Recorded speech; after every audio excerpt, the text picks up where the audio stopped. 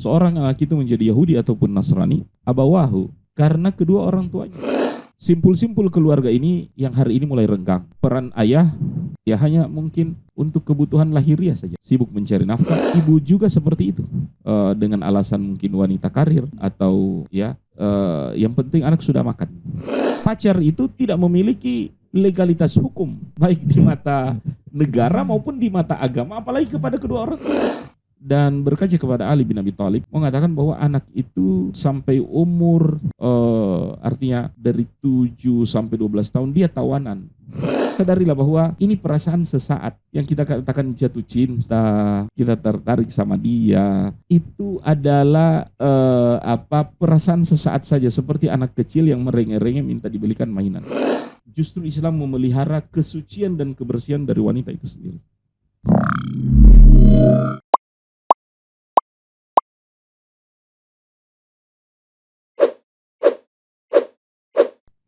Bismillahirrahmanirrahim. Assalamualaikum warahmatullahi wabarakatuh. Alhamdulillah sekarang hari ini kita podcast episode kedua Ustadz. Ya. Masya Allah. Alhamdulillah setelah podcast episode pertama tentang kehidupan Ustadz, dan ternyata Ustadz banyak yang penasaran dengan kehidupannya Ustadz. Kepoan. Ya, jadi karena dari tontonan itu rata-rata semuanya nontonnya sekitar 40 menit dan videonya itu kan 43 menit Ustadz. Masya Allah. Jadi Masya Allah memang orang-orang kita itu tidak jauh-jauh dari yang namanya kepo Ustadz. Terima kasih pemirsa. Baik, tapi kalau buat teman-teman yang nonton sampai terakhir, di akhir juga ada nasihat, karena walaupun perbincangan kita hanya tentang kehidupan Ustadz, pendidikan Ustadz ataupun keluarga Ustadz, tapi kita juga menyisipkan sedikit materi untuk saling menasihati antar sesama muslim. Iya. Baik, dan di episode kedua kali ini mungkin kita akan membahas sedikit tentang yang lagi heboh Ustadz. Kemarin kalau tidak salah Ustadz itu tentang kasus miras Ustadz, nauzubillahi min dzalik, remaja putri 15 tahun Ustadz di asusila lah seperti itu. Iya, 7 orang Ustadz. Dan salah satu pelakunya juga masih di bawah umur Ustadz. Dan faktanya juga salah satu dari pelaku ini pacarnya Ustadz. Jadi ya begitulah Ustadz, yang namanya pacaran apalagi zaman sekarang Ustadz, kita tidak tahu. Jadi sebenarnya Ustadz, kalau dilihat dari permasalahan ini, mungkin salah satu faktor yang mendahului ini juga pasti ada peran dari keluarga Ustadz. Ya. Ya, jadi sebenarnya apalagi kan pergaulan zaman sekarang, kalau menurut Ustadz, pandangan Ustadz secara pribadi dulu ini tentang pergaulan sekarang itu remaja-remaja muslim itu seperti apa Ustadz? Baik. Bismillah, alhamdulillah, wassalatu wassalamu ala rasulillah, wa ba'd. Jazakallahu khair Ustaz Zul yang mengundang kembali di podcast. Peran keluarga itu sangat besar, sebab Al-Quran tidak membebankan penyimpangan yang terjadi di dalam keluarga, khususnya anak-anak, kepada sekolah, kepada Play Store, kepada gadget itu sendiri, tapi kepada kedua orang tua itu sendiri. Ya, sehingga kedua orang tua sangat berperan. Di dalam hadis Nabi SAW dikatakan, fa'abawahu yuhawwidani au yunassirani. Seorang lelaki itu menjadi Yahudi ataupun Nasrani, abawahu, karena kedua orang tuanya. Walaupun mungkin orang tua mengatakan, anak saya terpengaruh dari tontonan, dari teman-temannya dan seterusnya. Tapi Al-Quran tidak menyalahkan faktor di luar, adalah kepada keluarga itu sendiri.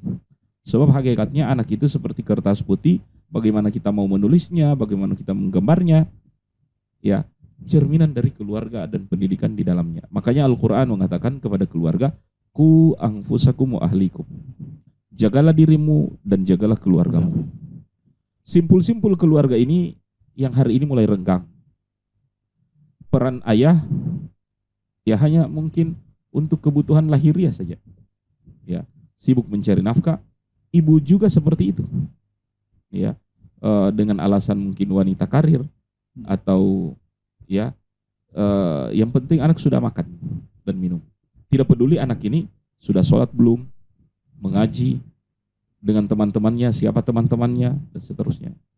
Kalau kehilangan Tupperware, seorang ibu pasti akan cari dan tidak bisa tidur nyenyak. Anak perempuan belum pulang jam 10 malam. Kalau kedua orang tuanya tidak khawatir bagaimana? Ya, makanya harus dicari. Dengan siapa dia berteman, dengan siapa dia bergaul. Orang akan mengatakan, kita bukan lagi zaman Siti Nurbaya. Kita bukan lagi zaman. Tidak. Zaman boleh berubah. Tapi manusia selalu seperti itu. Oleh karenanya, la jadida tahta sama. Ya. Kata para ahli hikmah, bahwa tidak ada yang baru di bawah kolong langit ini. Semuanya adalah peristiwa yang terulang. Maksudnya itu bagaimana? Kejadian-kejadian yang kita hadapi saat ini, tidak ada yang baru. Walaupun mungkin penemuan teknologi sekarang memasuki AI, ya artificial intelligence. Tapi kan pelakunya adalah tetap manusia yang sama yang sejak zaman Nabi Adam seperti itu tabiatnya. Masya Allah. Ya, yang haus terhadap syahwat, yang terpengaruh terhadap syubhat, itu juga manusia modern saat ini. Nah, agama memberi panduan kepada kita menjaga, apalagi ya antar lawan jenis yang belum diikat oleh satu apapun kekuatan. Pacar itu tidak memiliki legalitas hukum, baik di mata negara maupun di mata agama, apalagi kepada kedua orang tua. Iya, betul Ustaz. Betul. Kenapa seorang lebih memilih berpihak kepada pacarnya daripada perkataan orang tuanya dan seterusnya. Nah, ini yang mungkin menjadi persoalan saat ini. Simpul-simpul keluarga yang begitu lemah atau terbuka. Bahkan orang tua hari ini juga mungkin sudah tidak memberi pengawasan terhadap gadget, terhadap siapa anak-anak kita berkawan atau chat dan seterusnya. Orang tua harus khawatir kalau anak perempuan atau anak laki-laki kita sudah lewat jam 10 masih dengan gadgetnya. Ini benar nggak? Ya, benar dia lagi ngechat siapa-siapa atau apa yang dia tonton dan seterusnya. Kita harus lihat history dan seterusnya. Saya memiliki anak perempuan, saya memiliki anak laki-laki. Anak-anak saya juga pegang gadget. Ya, saya berikan mereka artinya mereka memegang juga alat komunikasi, ya berhubungan dengan teman-teman. Tapi pengawasan itu selalu ada. Nah, semestinya dalam masalah pengawasan ini seorang ayah bagaimana dalam mengawas anaknya dan seorang ibu juga bagaimana dalam mengawas anaknya, karena kan kalau dilihat kan sang ayah ini kan mungkin bekerja dan lebih banyak di luar Ustaz mungkin, dan yang paling banyak di rumah adalah ibu. Nah, semestinya pengawasan anak dari sisi seorang ayah dan sisi seorang ibu itu seperti apa Ustaz? Keduanya dengan peran yang tentu tidak sama. Ayah adalah sosok yang tegas, yang tega, ya dalam memberi pendidikan dan seterusnya. Tapi juga tempat anak-anak untuk bermanja. Biasanya sesuatu itu dirayu di ayah yang akan beri daripada ibu yang mungkin tegas dan seterusnya. Biasanya juga begitu Ustaz. Kadang kita kalau ini itu lebih sering minta ke ayah dan pasti ada kata-kata terakhir jangan bilang ke ibu. Ya, utamanya yang perlu pembiayaan, uang dan seterusnya. Biasa kan bilangnya ke ayah cepat. Kalau ke ibu mungkin ada, tapi kan ada lagi nasihatnya atau ceramahnya dan seterusnya. Tapi dalam ketegasan ayah orang yang tega. Sesuatu yang tidak bisa dilakukan oleh seorang ibu. Maka peran sekali lagi anak-anak itu curahkan kepada mereka semua kasih sayang. Dan berkaca kepada Ali bin Abi Thalib mengatakan bahwa anak itu sampai umur artinya dari 7 sampai 12 tahun dia tawanan. Tawanan maksudnya bagaimana itu Ustaz? Ya, perlakuan kepada dia adalah tawanan. Bahwa selalu diatur. Oh, Masya Allah. Ya, dan dia tidak memiliki kebebasan untuk memilih dan seterusnya. Dan apapun perkataan orang tua harus dia taati. Kalau tidak jadi tawanan apa? Ya kita cenderung memanjakannya, semuanya boleh dan seterusnya. Kadang juga ada orang tua yang ini Ustadz tidak tega katanya lah, maksudnya tidak tega. Jadi membiarkan ini kan anaknya punya cita-cita sendiri, jadi biarkan dia memilih sendiri jalan ininya. Jadi bagaimana itu Ustadz? Apakah hal yang seperti ini maksudnya dibolehkan atau seperti apa? Karena biasa ada juga menganggap bahwa kita orang tua juga harus open minded Ustadz. Jadi biarkan anak dengan pilihannya sendiri Ustadz.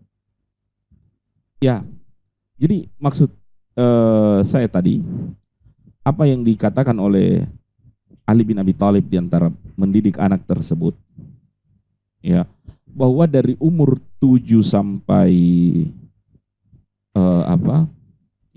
dari umur 0 tahun sampai 7, anak itu diperlakukan sebagai raja. Jadi ditimang, dikasih, disayang, jangan digertak-gertak dulu. Kita orang tua ibaratnya melayani kepada anak seperti pelayanan seorang sahaya kepada tuan. Dan itu artinya kita harus prioritaskan dia di atas segala-galanya. Kesehatannya, makanannya. Ya, jadi anak itu full kasih sayang dari kedua orang tua. Tidak ada yang kurang. Ya, tentu disesuaikan juga dengan kemampuan kita. Iya. Ya, kalau anak minta dibelikan helikopter kan nggak usah dibelikan helikopter sungguhan. Iya. Ya, jadi anak itu seperti raja dari 0 sampai 7 tahun. 7 tahun. Tapi dari 7 sampai 14 tahun, anak itu yang diibaratkan seperti tawanan tadi. Ya. Iya. Tawanan itu erat kaitannya dengan larangan dan kewajiban. Jadi mulai kita perkenalkan mana yang boleh, mana yang tidak. Dan dia harus ada kewajiban yang harus dia selesaikan. Berarti sama hanya dengan kita beribadah kepada Allah Ustaz. Jadi menjalankan yang diperintahkan dan menjauhi yang dilarang Ustaz. Ya, kata Rasulullah SAW, muru auladakum bis sholat fisab. Perintahkan anakmu sholat dari sejak 7 tahun. Jadi perkenalkan bahwa ini ada perintah nak. Wadribu bil asyar. Kalau sampai 10 tahun tidak mau sholat, boleh berikan hukuman. Ya, pedagogik. Tentu bukan pukulan, bukan pukulan yang menyakiti, tapi pukulan pedagogik namanya. Pukulan yang mendidik.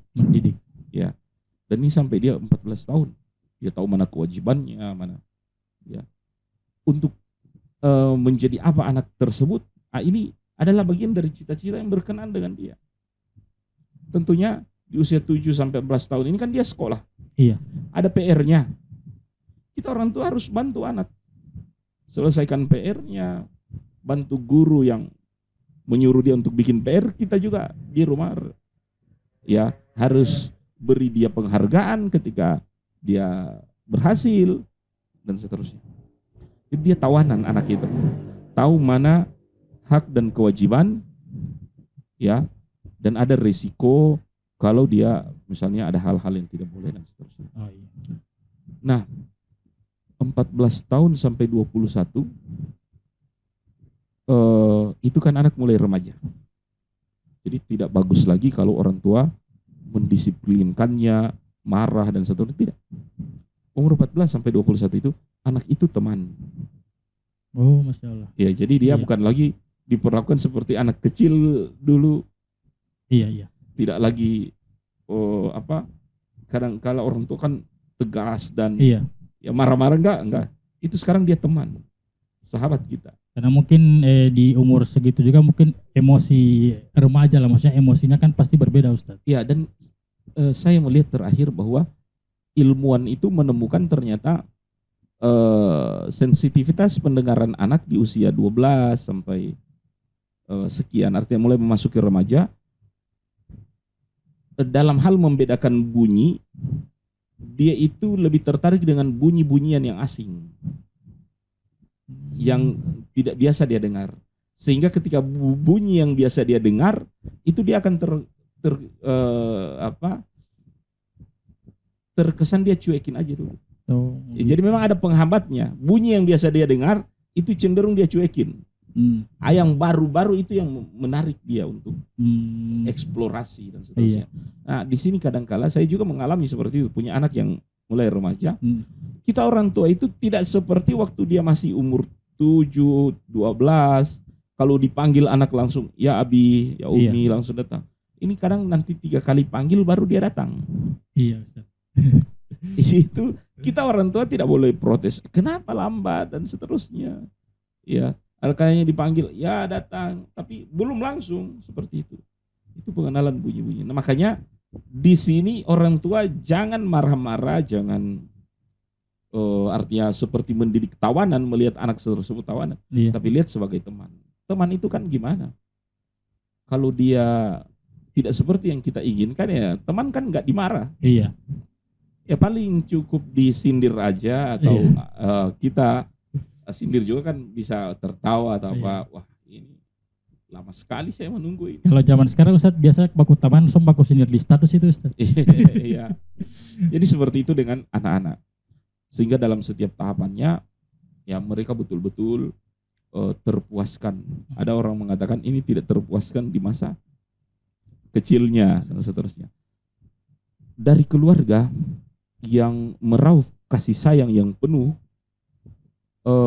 ini akan berbalas di hari tua. Makanya para ulama mengatakan kita dalam hidup ini ada dua fase.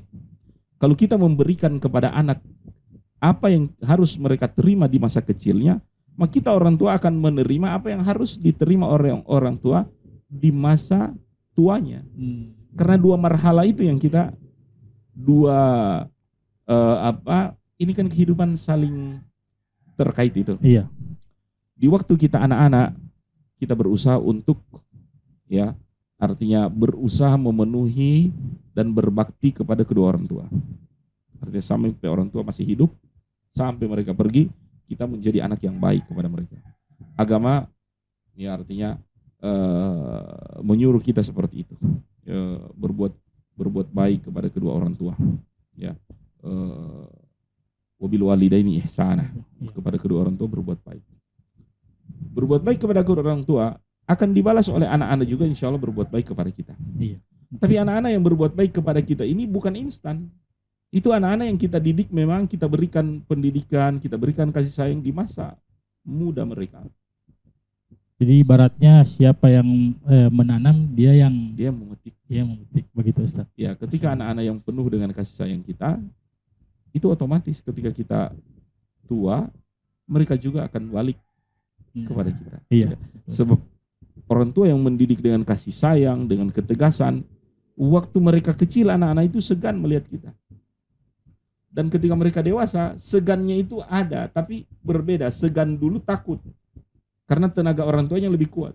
Ketika orang tua mulai tua, tenaga mereka kurang, anak juga segan kepada orang tua. Tapi segannya bukan karena takut orang tua lebih kuat, tapi penuh hormat mereka. Iya, betul. Anak-anak. Iya. Nah, ini adalah pendidikan yang berkelanjutan. Ini jangan sampai apa yang hilang di dalam keluarga itu dicari di luar. Oh iya Ustaz. Ya, bayangkan kalau tadi kejadiannya dia lebih percaya ke pacarnya daripada ke keluarganya. Ya, baik Ustaz, kembali ke ini Ustaz. Mungkin ini banyak yang sudah bahas persoalan pacaran lah ini Ustaz. Sebenarnya mungkin kalau bicara soal hukum pacaran, sebenarnya banyak yang sudah tahu hukum pacaran Ustaz. Cuman mungkin seolah-olah pura-pura tidak tahu lah. Iya. Tapi boleh juga diingatkan. Iya, mungkin bisa diingatkan kembali Ustaz. Ya, banyak orang yang menganggap pacaran itu kan artinya hal yang aksiomatik di masa muda. Ya, anak-anak pada cinta-cinta monyet atau apa seperti itu. Padahal harus kita berterus terang kepada anak bahwa memang pacaran itu tidak ada konsepnya dalam Islam. Kita buka itu fikih, tidak ada fikih pacaran. Yang ada fikih melamar, khitbah, yang kemudian menikah dan seterusnya. Masya Allah. Dan jangan sibukkan anak-anak kita dengan pacarnya dan seterusnya.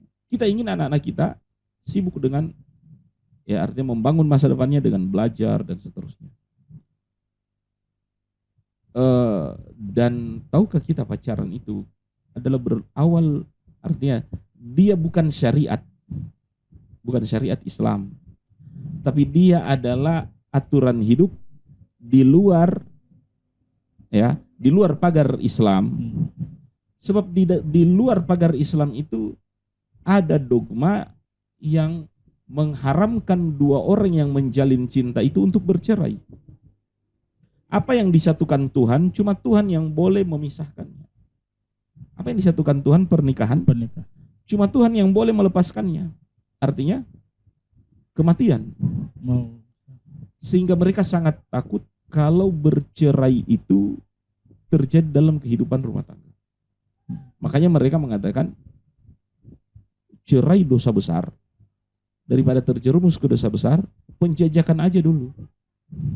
Nanti kalau sudah dirasa cocok, baru direstui ke jenjang pernikahan. Nah, sampai kapan ini merasa cocok? Jadi tunangan dulu, pacaran dulu, penjajakan begitu. Ya kadang-kala orang sampai kadang-kala sudah punya anak, sudah punya cucu, baru dirasa kayaknya kita ini sudah tidak mau bercerai ini. Sehingga mereka minta direstui, dijadikan, diberkati dan seterusnya. Dalam agama kita, ya, hal tersebut tidak boleh. Kenapa? Karena hubungan di luar pernikahan itu zina. Ya. Walaupun oleh orang-orang di luar dari pagar ini menganggap bahwa hubungan suka sama suka itu bukan zina. Dan itu yang diadopsi di dalam State Blad, ya, undang-undang Belanda, yang kita juga menganutnya dalam KUHP, ya, sehingga tidak bisa dipidana muda-mudi yang melakukan hubungan suami istri atas dasar suka sama suka. Atas dasar suka sama suka. Dibilang ini kan dasar suka sama suka, tidak bisa dipidana. Ya, padahal dalam Islam itu pidananya zina. Zina namanya zina muhsan. Zina dalam Islam ada dua, zina muhsan dan ghairu muhsan. Ghairu muhsan itu orang yang belum menikah, sehingga sanksi bagi mereka adalah didera 100 kali dan diasingkan, ya, selama 1 tahun dari kampung halaman itu. Ya, kalau yang zina muhsan yang sudah terprotek, artinya sudah menikah, maka dia dirajam. Nah, hukum di luar dari Islam menganggap bahwa hubungan suami istri antara dua pasangan muda-mudi itu dia bukan zina, mereka baru penjajakan. Bahkan sampai hamil sekalipun mereka masih penjajakan. Oh iya, makanya banyak selebriti yang meniru-niru itu. Meniru-niru itu. Daripada mereka sudah menikah nanti entang cerai dosa besar. Jadi menghindari perceraian itu, kecelakaan itu dipandang sebagai dosa kecil. Tidak seberapa dengan kalau terjadi perceraian. Nah, dalam agama kita, perbuatan itu, hubungan itu cuma bisa di legalitas atas nama pernikahan.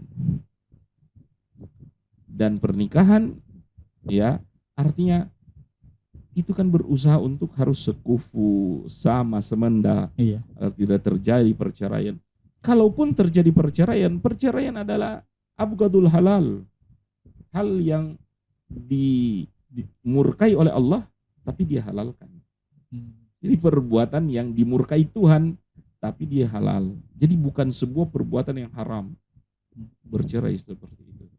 Artinya bukan tabu itu perceraian dan seterusnya. Iya. Nah, dan kita dijajah Belanda 350 tahun. Ya, seperti 350 tahun. Ada juga yang bilang tidak seperti itu. Baru 40 tahun. Yang jelas kita pernah menganut hukum itu, menganut undang-undang State Blad itu. Iya. Dan ketika kita menjadi merdeka, kita tinggal terjemahkan State Blad itu menjadi sebuah KUHP. Ya, makanya ada revisi KUHP yang baru ini. Iya. Ya, itu kan bisa saja kalau kita revisi KUHP ini menjadi perbuatan zina termasuk yang dilakukan oleh muda-mudi, maka akan banyak artinya ketangkap dan bisa dipidana yang seperti itu. Ya, sekarang ini perbuatan seperti itu tidak bisa dipidanakan karena orang selalu mengelak dengan undang-undang itu. Dengan undang-undang itu. Ini kan dilakukan suka sama suka. Kalau dilakukan suka sama suka berarti perbuatan ini, ya, kalaupun dipidana dia asusila. Ya, kalau asusila, kalau dampaknya itu membuat keluarga malu dan seterusnya, atau ini dilakukan di publik, atau mereka melakukannya memvideokannya. Bayangkan, kalaupun terjadi videonya bocor ke publik, itu bukan pasal zina kepada mereka, tapi video asusila telah menimbulkan keresahan di dalam masyarakat. Dan yang ditangkap pasti pelaku penyebarnya itu. Pelaku penyebarnya, pelakunya tidak. Iya. Artinya penyebarnya yang ditangkap. Penyebarnya yang ditangkap. Karena telah melakukan keresahan publik. Adapun pelakunya tidak didakwa dengan perbuatan zina. Ya, dan ini menjadi PR bagi para ahli hukum. Ya, kalau memang filsafat hukum kita itu, artinya inspirasi hukum kita itu belajar dari etika Eropa, Yunani, ya, artinya nggak usah jauh-jauh ke atas puncak gunung Everest, ya, kalau engkau tidak bisa sandalmu membawamu ke masjid, ya, kalimatnya luar biasa. Ya. Artinya ngapain kita belajar etika sampai ke Yunani, padahal di dalam syariat kita juga ada hubungan-hubungan yang diatur seperti itu. Baik, kembali ke ini Ustadz, orang pacaran ini kadang kalau misalnya kita menasihati atau mengingatkan, biasanya ada yang bilang kita kan pacaran sehat. Entah pacaran sehat ini apakah dia minum obat 3 kali sehari atau seperti apa, bagaimana ini Ustadz dengan istilah ini, karena obat KB maksudnya? Karena biasanya banyak yang bersembunyi dari kata itu Ustadz, pacaran sehat, dan bahkan sudah sampai ke yang namanya ta'aruf Ustadz, katanya ini cuman ini ta'aruf, jadi cuman saling mengenal saja, tapi statusnya pacaran Ustadz. Banyak yang sudah menggunakan kata ta'aruf ini sebagai tameng, padahal semestinya ta'aruf yang sesuai dengan syariat itu seperti apa Ustadz? Saya akan akhirkan penjelasan hukumnya. Iya. Iya kan? Iya Ustadz. Jadi kita bicara dulu secara logik. Iya. Dari pacaran ini. Kita kan udah nembak cewek, atau seorang cewek sudah ditembak oleh seorang cowok. Sudah itu apa? Artinya kau sudah jadi miliknya. Kalau sudah jadi miliknya, berarti kau tidak bebas lagi sebagai perempuan, kau tidak bebas lagi dengan laki-laki lain dan seterusnya. Kau fokus saja dengan pacarmu laki-laki. Laki-laki pun seperti itu. Kalau di dunia kampus, akhirnya orang yang ratusan bahkan ribuan mahasiswa-mahasiswa di kampus itu, tidak ada lagi yang jadi, artinya perhatian kita tinggal pada satu orang ini. Bahkan apa yang keinginan satu orang itu, kita berusaha untuk memenuhinya. Dan semua kan kamuflase. Dia suka kita pakai kaos terbaru. Ya kita peras orang tua. Iya. Tolong belikan saya kaos, untuk beli kaos begini. Kalau pacarnya ingin naik NMAX, jual sawah, jual kerbau orang tua di kampung demi untuk supaya anaknya karena perlu beli motor, padahal motor itu untuk keinginan pacarnya dan seterusnya. Jadi 4 tahun itu kuliah, mereka pacaran. Sesudah 4 tahun kuliah, ya, kadang-kala kan laki-laki ya masih cari kerja dan seterusnya. Perempuan sudah dilamar orang tua melihat bahwa yang melamarnya ini orang yang masa depannya bagus dan seterusnya. Akhirnya sudah dinikahkan. Banyak kan yang nangis-nangis di atas podium atau di atas puade itu. Sehingga orang menyadari, ternyata selama ini saya cuma menjaga istri orang. Menjaga jodoh orang. Menjaga jodoh orang. Iya. Atau sebagai seorang wanita, dia merasa ketika pacar yang duluan menikah, bukan dengan dia, selama ini saya cuma menjaga, memberi perhatian kepada orang yang nanti jadi suami orang. Ya. Dan itu penyesalan wanita besar sekali. Ketika dia nanti akan menikah dan mendapatkan suami yang betul-betul tulus, memuliakan dia, ya, merawat dia dan anak-anak, rumah dan seterusnya. Kadang-kala wanita itu menangis, dia bilang subhanallah. Kalau saya tahu dia ini yang bakal jadi jodohnya, padahal dia ini kan laki-laki yang ke-12 datang dalam hidupnya. Saya sebenarnya mempersembahkan sesuatu yang paling, ya artinya tidak bisa diberikan oleh seorang pun di dunia ini. Tapi sayang, dia menjadi laki-laki yang ke-12. Ya, padahal wanita ini bukanlah janda, dinikahi di statusnya perawan lah seperti itu di KTP. Tapi itu penyesalan orang-orang yang pacaran. Dan apalagi sekarang masih SMP, SMU, betapa panjang zaman itu untuk menunggu hari hanya dan seterusnya. Jadi makanya orang mengatakan sudah habis basa-basi, sudah habis basanya, tinggal basinya datang pernikahan. Nah, pas pacaran yang lama, hasilnya adalah ya seumur jagung, konflik dan seterusnya. Iya. Beda dengan orang yang menahan diri untuk tidak pacaran. Maka insya Allah sesudah pernikahannya baru mereka pacaran. Dan orang mengatakan memang bisa begitu. Kalau saja orang pacaran bisa membina hubungan, kenapa suami istri tidak bisa membina hubungan? Nah, ini Ustaz. Itu intinya itu, banyak orang yang ingin, padahal yang mereka lakukan sebenarnya kan sama, Ustaz. Sama. Justru orang pacaran itu kan, orang pacaran membina hubungan kok bisa, padahal sembunyi-sembunyi. Iya. Lari-lari dari orang tua. Iya, betul. Dari masyarakat. Mereka katanya bisa membina hubungan 7 tahun lagi. Ya. Baru kalian meragukan orang yang setelah menikah baru mereka membina hubungan ataupun pacaran setelah nikah. Tentu ini logika yang perlu diluruskan. Ya. Jadi dari segi kita berpikir saja bahwa kalau pacaran sehat itu apa? Ujung-ujungnya akan berkata orang yang pacaran sehat, berarti selama ini saya cuma menjaga jodohnya orang. Ya, kan tiap hari kau jemput, kau antar ke kampus, kau jemput juga dia. Kan ternyata bukan jodohnya kamu. Iya kan? Iya. Dan belum lagi kalau masuk di fase membina rumah tangga. Orang yang banyak pacarnya sangat rentan ketika membina hubungan rumah tangga. Apalagi banyak reuni. Iya. Itu kan istri akan tahu, dia ini kan banyak mantannya, baru dia mau reuni gimana? Jadi konflik lagi dan seterusnya. Iya, jadi wahai para remaja, ya kan, sadarilah bahwa ini perasaan sesaat. Yang kita katakan jatuh cinta, kita tertarik sama dia, itu adalah perasaan sesaat saja, seperti anak kecil yang merengek-rengek minta dibelikan mainan. Yang kalau kita alihkan, maka kita tidak akan fokus lagi. Anak kecil itu tidak akan fokus lagi dengan mainan yang ingin dibeli. Kenapa? Sudah berganti dengan permen, sudah berganti mainan yang lain dan seterusnya. Maka tahan saja perasaan seperti itu. Berlalunya 3 hari, 1 pekan, hilang. Seterusnya. Dan kita insya Allah akan diberi oleh Allah yang lebih baik. Ini yang harus diyakini oleh orang-orang yang selama ini menjaga ifahnya, menjaga izahnya. Man taraka syai'an lillah, awadahullahu khairan minhu. Siapa yang meninggalkan sesuatu karena Allah, Allah akan ganti dengan sesuatu yang lebih baik. Ya. Kalau kita orang yang gonta-ganti pacar, kadang-kadang datang menikah, pasangan kita juga itu yang begitu. Karena itu jaminan Al-Quran. Iya. Ya. Al-musyrik lil musyrika. Orang yang musyrik itu untuk musyrika. Al-mu'min lil mu'mina.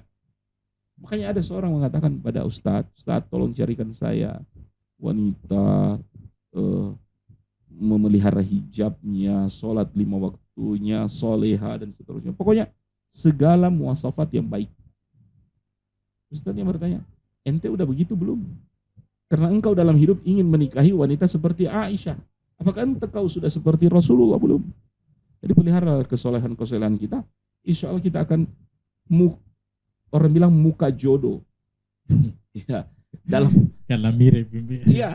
Tapi perasaan orang saja itu. Perasaan orang. Dan orang memandang setiap pasangan itu pasti jodohnya itu sampai di muka aja mirip. Iya betul. Dan walaupun tidak mirip itu dengan berjalannya waktu kadang-kala orang akan lihat so mirip orang. Itu fisiologi manusia. Maka pelihara kesolehan kita. Insya Allah Allah akan berikan menurut bagaimana kesolehan kita tersebut. Ya, kembali kepada pacaran tadi. Ya, jadi dia bukanlah jaminan mempercepat jodoh. Banyak orang-orang yang sudah pacaran, tapi kita melihat ternyata belum juga cepat jodohnya. Ya, malah berjodoh dengan orang lain. Iya, itu masalahnya. Dan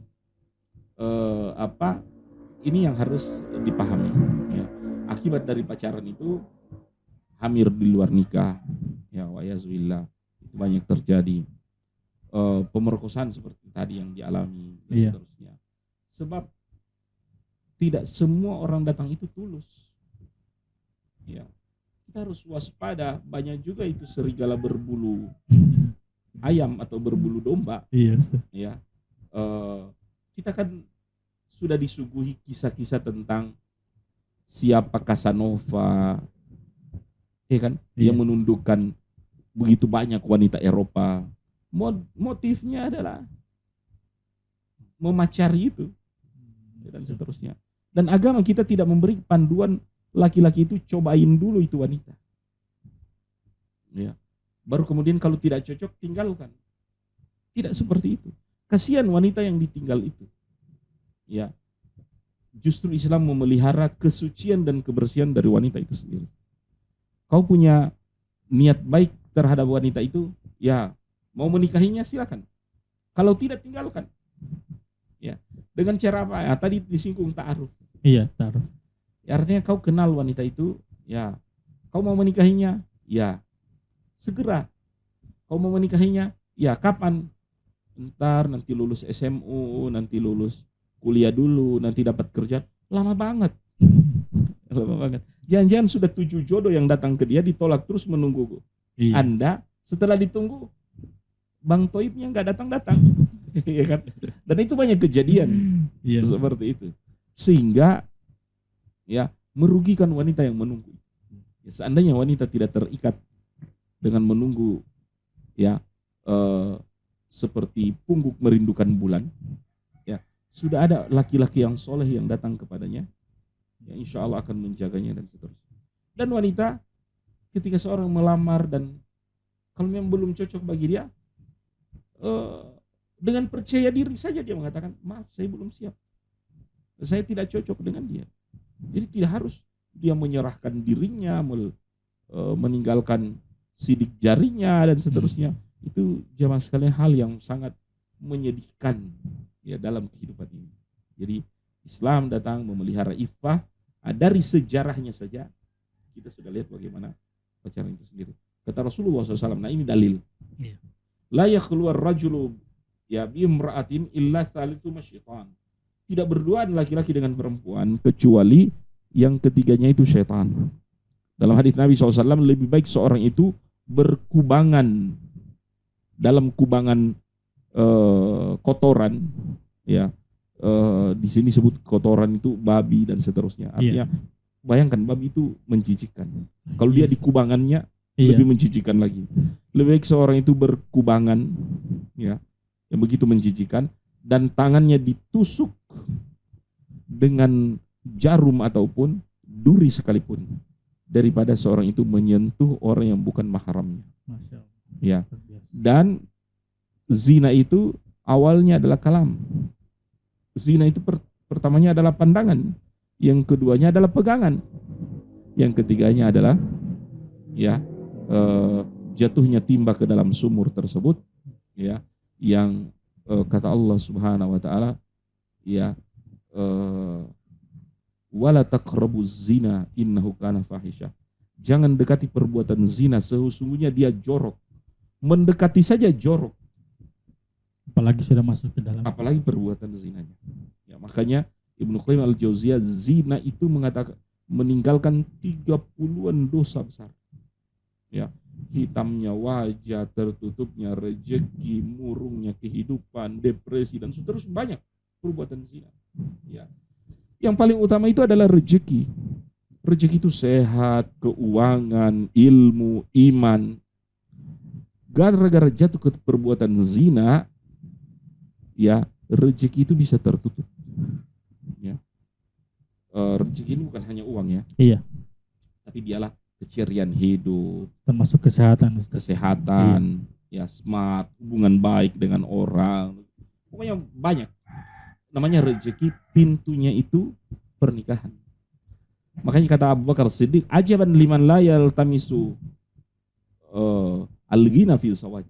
Sungguh aneh orang yang tidak membuka pintu rezekinya itu, pintu kekayaannya itu dengan pernikahan. Menikahlah supaya kaya. Itu nasihat Abu Bakar. Jadi kalau misalnya ada yang menikah cuma karena suka mau kaya, Ustaz? Bisa juga. Iya. Ya, menikahlah supaya kaya. Sebab aneh orang tidak mau mengetuk pintu kekayaannya dengan pernikahan. Dalam arti perbuatan zina ini adalah perbuatan mematahkan kunci pintu kekayaan dan kesuksesan itu. Ya. Sebab yang laki-laki telah mematahkan kuncinya, yang perempuan telah merusak pintunya. Kalau pintu so rusak, bagaimana membukanya? Kalau kunci so patah, bagaimana membukanya? Nah, ini jamaah sekalian dirahmati oleh Allah Subhanahu wa taala yang harus dijaga oleh utamanya pria dan wanita. Ya. Baik, insyaallah luar biasa sekali. Jadi banyak nasihat dan manfaat yang kita petik dari podcast ini, dan memang dan saya jadi sedikit mengobrol karena memang materinya sangat luar biasa sekali ya, karena di sini menyisipkan banyak nasihat baik untuk orang tua, bagaimana kita mendidik anak, termasuk juga saya yang paling kena sekali karena saya sebagai orang tua dan punya anak perempuan baru satu, alhamdulillah, dan ini sangat bermanfaat. Dan nasihat juga untuk teman-teman para remaja, baik laki-laki maupun perempuan. Dan untuk terakhir Ustadz, kami sama-sama prihatin atas kejadian yang terjadi kemarin di Gorontalo Ustadz. Itu mungkin menghebohkan masyarakat, dan kita mendoakan semoga kejadian-kejadian yang seperti ini tidak terulang lagi, khususnya di bumi Serambi Madinah, Gorontalo ini Ustadz. Insyaallah, amin, amin. Dan mungkin closing statement Ustadz, terakhir closing statement mungkin 1-2 menit sebelum kita tutup podcast ini Ustadz. Baik. Ustadz. Jadi kepada ayah bunda, tidak boleh tidak kita harus mementingkan pendidikan anak-anak kita. Ya, kita harus peduli, mereka lah masa depan kita. Ya, jadi kalau saja gelas-gelas kaca itu kita khawatir dipinjam tetangga nanti pecah dan seterusnya, ya, maka anak kita, ya, buah hati, buah jantung kita itu, kita harus lebih peduli lagi kepada mereka. Kita akan ditanya sama anak. Rasulullah SAW katakan, siapapun yang diberi anak perempuan 2 orang, dipelihara sampai dia dewasa, selamat artinya, iya, maka silakan masuk surga dari arah mana saja. Masya Allah, luar biasa. Ini menunjukkan bagaimana perhatian kedua orang tua kepada anak, ya, terutama anak wanita. Dan juga kepada remaja hari ini, betapa berharganya kalian saat ini, ya. Sehingga jangan sampai terjerumus ke pergaulan yang bebas, ya. Kita itu, masa depan kita adalah bagaimana kita hari ini, ya. Sebagaimana saya mengatakan, saya hari ini adalah bagaimana saya di masa lalu, ya. Maka kalian sedang menganyam tentang masa depan, ya.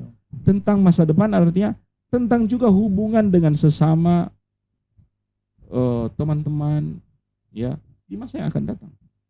Kalau kita di zaman SMU-nya dikenal, oh ini gonta-ganti pacar, dan seterusnya. Itu besok-besok kalau kita sudah berhijab, jadi sosialita, jadi wanita terhormat, ya, wakil rakyat, nanti teman-temanmu dulu akan kau kan yang gonta-ganti pacar dan seterusnya, iya, atau sudah MBA dan seterusnya. Kita akan dibully di masa depan. Jadi ini kepada para remaja, ya, silakan Anda menganyam masa depan, sebab Anda hari ini sangat menentukan siapa Anda besok.